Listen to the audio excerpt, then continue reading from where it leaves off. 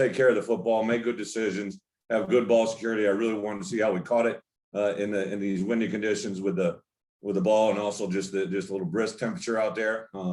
Thought those things that were accomplished, played relatively penalty free, really on both sides, had a couple DPIs. Defensively, I wanted to see how we tackled, especially in open space, and we had some opportunities to do that.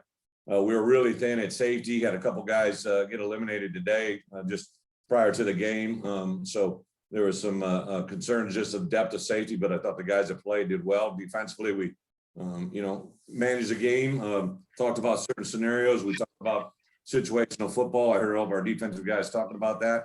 So a lot of positive. I thought our kicking game, James McCourt really just missed the 2 longer field goals, but he's been solid for us all spring, and Caleb Griffin as well, double dipping at wide receiver, and kicker corners have been great all spring. So overall, we got out of this healthy and got 2 more good practices in front of us this week. I couldn't be more pleased. With that, open up for questions. Go ahead, Jeremy. Oh, sorry. I thought Bob had it. Bret, what have you seen from Brandon Peters? Obviously tonight seemed to play pretty well, but is this what you've seen all spring, or what did you see from him tonight? Yeah, Jeremy, I think, BP's got exceptional arm talent. He's a very, very accurate guy with the ball. He's been able to show that repeatedly now through 13 practices.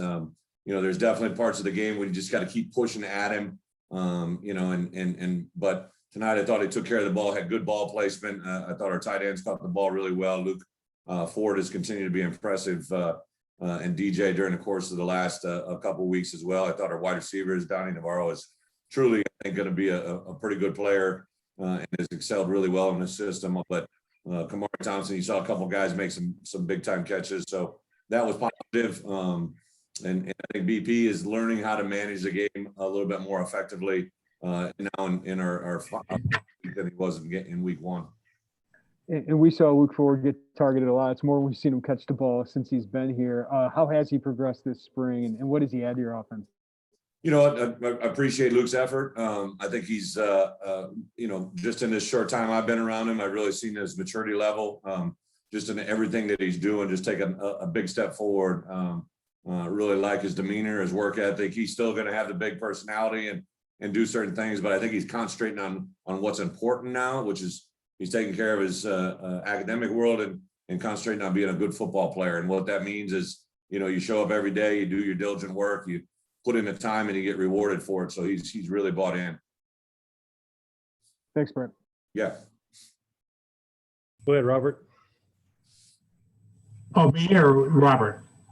Bob, go ahead. Go ahead, Bob. Sorry. Coach, would you like to name a starting quarterback now, or you want to wait for the fall or later? We're not really making any decisions. We're not done spring ball yet, but, obviously Brandon has continued to be impressive. He's been a pretty consistent guy. He had a little dip in week 2, one scrimmage where we didn't carry the ball the way we wanted, but I think he really took some coaching. I think him and Tony have been able to communicate very, very well. Isaiah, I was very pleased with what he did when he came in, especially when he got behind that orange O-line and do what he did. So we'll just continue to do what we've been doing. And after we get done with 15 practices, we'll take a deep breath, see where we're at. Thanks, Coach. Yep. Okay, we'll go to Robert Rosenthal, and then there's an iPhone. I don't know who's up there with their hand raised. You have to turn your camera on, but go ahead, Robert. Yeah, Coach, with a game like this, is this what you want to see, where the first string kind of dominates the second string on both sides, or would you prefer to see, your second string guys making a few more plays? I appreciate the question, Robert. Like I just felt our ones, being a new staff, we needed to be and are around and play next to each other. I wanted the right guard and right tackle to play next to each other. I wanted the center and the quarterback to play together. I wanted the running backs to kind of have a committee. We had really kind of just a number of tight ends and wide receivers set to rotate through there. But I like really how the guys efficiently operated on the orange unit. But I do think we rolled some guys in there in the second half that also showed the ability to maybe have some depth. But again, I thought the whole group overall, even though the twos weren't necessarily point productive, there were some flashes of some things, but they were going against our better unit. So you have to take everything kind of in perspective. And then can you mention, I guess you talked about it this open, but 2 guys who haven't played much, and Carlos Sandy and Kamari Thompson both had pretty good games tonight. Can you talk about them? Yeah, I think Carlos has been a guy that's really jumped out to me here as of late. I would say the last 2 weeks for him have been very productive. George McDonald is a very aggressive coach, gets a lot out of his guys, and Carlos has been very, very. He's grown every practice. Gio's really done a nice job of bringing him along, and I think he's responded very, very well. And Kamari, other than putting the ball on the ground, I believe that was him in the fourth quarter there. But he's a guy that again has been very diligent about his work. A lot of times when I'm leaving at night, 8, 9, 10 o'clock, he's still here in the building trying to watch film and get better with Coach McDonald. So I really think he's seeing the benefits of putting in hard work and the rewards coming out of it. All right, Joey, you're up. Colin on deck.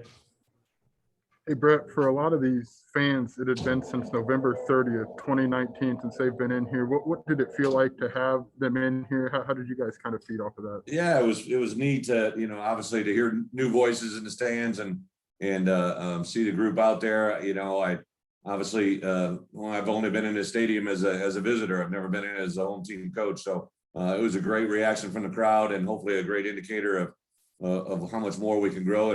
And I think this is the last week of season ticket renewal. So we're putting a big push out there that those that haven't got them to get them in now and be ready to support in the fall. I think you're going to have an exciting football team. I think you got a group of guys that are going to represent, the people of Illinois in the right way and a team that'll make you proud. And in the trenches on both sides, what did you see from your ones today, offensively and defensively? I thought the run game on the offensive side, for sure, we were getting some good movement line scrimmage, doing some things at the point of attack that created some holes. I thought our running backs were able to read off their first read and get to the next level a couple times. I thought on the defensive line, really it was tough for anything to get going. I think when you have Owen Carney and Isaiah Gay on the edges there and some big bodies inside, it's going to be tough to, move the ball hopefully against us. But I thought overall, both sides of the ball, the line kind of set the tempo for the game. Thanks, Bret. Yes. Okay, Colin, you're up. Hey, Bret, you actually just mentioned what I was going to ask you about with Isaiah Gay as well as Owen, but Isaiah, it seems like his name was being called just all night and really harassing Isaiah Williams. What can you say about Isaiah Gay's play out there tonight? Isaiah's been an intriguing guy, since we arrived here. Obviously, a guy that's kind of put together the right way, just a very impressive athlete, but he's a really good competitor, high motor, every practice. He's probably one of the guys that brings juice every day. Literally tonight he had class. I think he was dressed and ready, ankles taped in the Zoom with his class. And then as soon as that done, he bolted out here. We had two guys with the class conflicts, and he was one of them that I know he was itching to get out here. And once he showed up, it definitely picked up the intensity. And it seemed like you obviously with BTM being out here, you want to play to that. The decision to have the sideline reporter throw the 2-point conversion. Take me through that moment. Yeah, at least, really just kind of try to do anything to have some fun. I think anytime you get in tight with a Big Ten network, it's a good thing. And I looked up her background, and she played college softball at Cornell. So got the 44 number, and she threw a spot. Tight, I don't know how it was a tight spiral, but it was a spiral, and DJ did a good job of pulling it in, just kind of trying to have a little fun with the guys as well. Bret. All right, Gavin, you're up, and then we'll go to the hand raise. So go ahead, Gavin. Hey, Bret, Chase Hayden had a really nice touchdown run. This is someone I haven't been able to see a lot of him. What do you think he's been doing to hit the ground running here so far? Chase Hayden, you said? Yeah, Chase, obviously the only guy on the team I've recruited twice, right? So, Chase is a very, I would say he's a consistent back, has been a guy that, has impressed me from obviously back in the high school days, plays with good pad level, understands it, sees where he's going. I really thought he'd be a good addition for us here, and he's kind of turned into that. I think the rotation of those three guys and also Jakari as well, and then have some incoming players that can bring added depth. But Chase is probably a very good early down and third down capabilities. He's got good hands. Didn't really see that part here tonight, but should be a valuable player for us in our offense as well as special teams. And then, it seems like everyone who meets Donnie Navarro has nothing but nice things to say about him. He got loose for a couple of big ones tonight. What have you seen from Donnie, and what kind of person do you see? As a player, he's kind of very consistent guy. catches the ball extremely well. He and I had a conversation, I maybe after that first or second week, like, listen, to get where he needs to be and where he dreams of being, he needs to be a consistent performer on the field for us, catches the ball with his hands. I think he could literally play all three wide receiver positions. He'll be another good guy for us on special teams as well. But the thing I think that the quarterbacks like out of working with Donnie is he's just a very consistent route runner, does a really good job at the top of the route, catches the ball, and then obviously today, made some athletic catches on the sidelines as well. Thanks. Yep. All right, with the iPhone there with the hand raised, please identify yourself when you ask your question. You're on mute. There we go. This is Tyler Repke of Repke Media. All right, go ahead. Okay, Coach, I would like to ask you, so of course, Brandon Peters, he really improved kind of in the practice, but not only him, but Chase Brown, running back as far as his quickness, you could definitely tell that. What would you say about how much he's improved, and what are you looking forward to seeing him and Brandon work together? Well, Brandon, is obviously a guy that I think since we got here, he's kind of been a blessing for us. He just, he fits into the system, does a really good job of learning. I think he's a guy that has gotten more and more confidence with every practice. And then Chase Brown is kind of the same thing, but like you said, at a different position. He's a very gifted athlete. He understands how to run the football. You saw it today. I thought one of the more instinctive plays when he reversed the field and got a nice big gain off the ball getting shut off. He's done a nice job of hitting the ball up inside what we've asked him to do. So I think those two working together behind an offensive line could be a tandem that's tough to deal with. Appreciate it, Coach. Good luck this season. Thank you. Hey, Matt Stevens, and then Gabby. Go ahead, Matt. Bret, with your odd man front that you debuted tonight, I would think the nose tackle is going to be really important. So what do you like out of Calvin Avery, a guy that was highly recruited but really hasn't had a chance to really put a whole lot of snaps together? Yeah, Calvin's an impressive athlete. For a big guy, he's got to, we got to continue to work with him. I'd like to, take a little bit off him, just weight wise, but he's very strong. And as a guy that athletically is light on his feet, does a lot of really good things naturally, has bought into what we're asking him to do defensively up front, just playing with his hands, kind of pressing the line of scrimmage, knocking it back. But he's an explosive player. I think he has another good summer. He had a 8-week window with Coach Tank, but this summer needs to be a big summer for him to get physically in a place where he can play more consistent football on more consistent snaps and be more productive for us. And lastly, I just wanted to get your perspective on what you'd like to get objectively out of these last two practices after a spring game like this. Is this review of the game that you just played, or do you treat it like a 14th and a 15th practice? Yeah, Matt, we'll kind of combo platter on Thursday. Tomorrow they have the entire day off. It's a big day for us, class registration. Wednesday, we'll come in and put the film to bed. We'll make some slight corrections and jump into a little bit on Thursday. It's actually a helmets only day by NCAA rules. I got to get one more practice where it's helmets only. So it's not a lot of physicality to Thursday's practice, a little bit of install for what we're going to do on Saturday. And then Saturday will be a full padded practice that we'll really kind of truly use as our last measure to teach guys some drills and some things that we'll be able to do during the break when we're not around them. So it'll be good work days on both accounts. Thanks, Bret. Have a good one. Thank you. Okay, Gabby, you're up, and then Alec. Go ahead, Gabby. Hey, Bret. It seems like obviously having Chase Brown and Chase Hayden out there, some of the veteran backs, but you also had Reggie Love kind of getting a lot of carries, and he looked really good. I mean, what have you seen just from him as one of like the younger backs that you actually utilized out there today? Reggie? Yeah. Reggie has been impressive to me. I saw limited film on him and was around him in the spring and saw him work out. And I could realize just, when you see running backs move in non-football drills, you want to, see three things, just, how quick their feet are, how well they can accelerate and decelerate, and then how well they can kind of play laterally by going forward at the same time. It's some unique movements that a running back does. And he really kind of displayed all of that during winter conditioning. And then when I saw him hit the field, he's a guy that I felt for our system could really do some great things once he learns how to read the certain reads that we're asking him to execute. So he's probably had the biggest jump.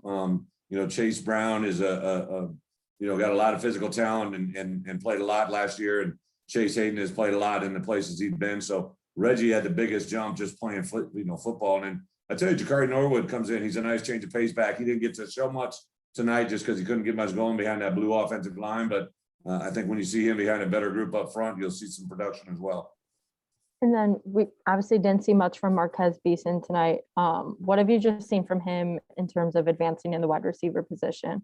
Yeah, Gabby, he actually just got back from injury. He'd been out, I believe, the last 10 practices. So he literally just got cleared on Saturday's practice to some limited reps. So he was just easing back into it. But I would say we're very pleased with the early returns on that move to wide receiver. I know Gio's excited to get his hands on him, and he's a guy that these last 2 practices will be big practices for him. Thanks, Coach.